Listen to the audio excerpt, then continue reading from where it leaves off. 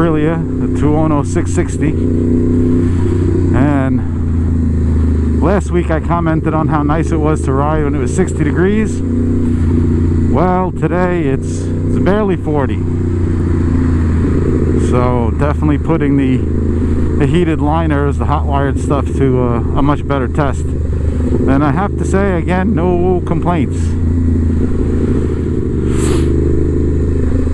I am wearing a little bit more today too, though, including the balaclava, which I may have overdressed, but was feeling a little bit under the weather, so I figure better safe than sorry, considering, you know, the low temperatures down in the low 30s and the high temperatures just barely cracking 40. But it's beautiful, and it's still better than the rain we had yesterday. Alright, you don't want to let me go? That's fine. I find a different way to go. That's the beauty of motorcycles, right? Beauty of motorcycles with a up-down quick shifter too. That was one nice addition to the Tuono 660 that it didn't come with factory. We did the 6-axis IMU and the up-down quick shifter. I think they were like $200 each, and another couple $100 for installation. So like $600 on top of the price of the vehicle. Again, that's not bad. It's a steal of a motorcycle. And in a lot of ways, I find this bike more fun than some of the higher powered, you know, bikes out there. Even some of my own higher powered bikes. That actually brings me to another thought on the types of motorcycles people think they want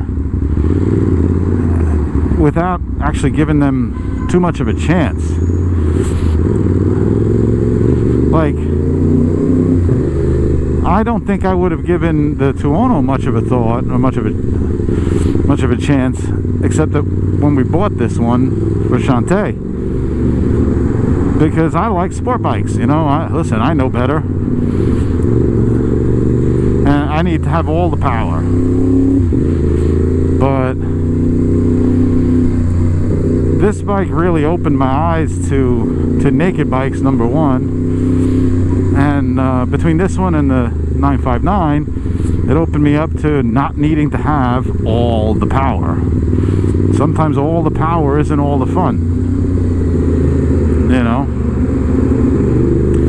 But I can say I've really, in a lot of ways, gotten spoiled with having something there that you sit more upright on, with wider bars that you can really lay into,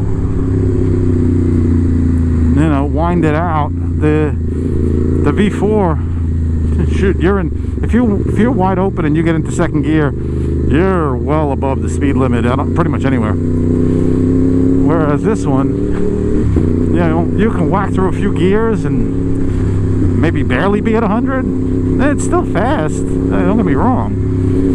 Just, I think, more enjoyable. What did I say? It's more fun to drive a slow car fast than to drive a fast car slow.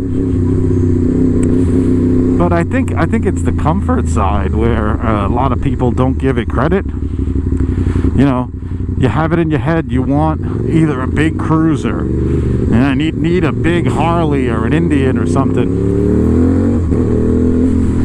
or it's in your head that you need a sport bike. I need a Ninja, BMW, a Ducati.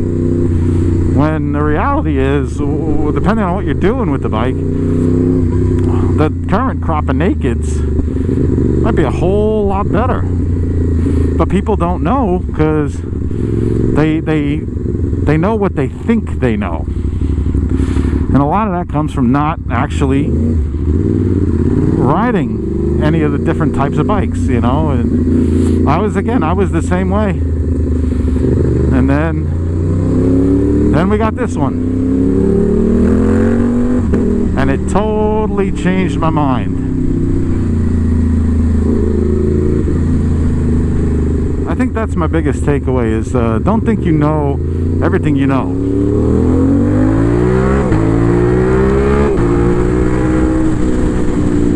Because a lot of times the problem is you don't know what you don't know.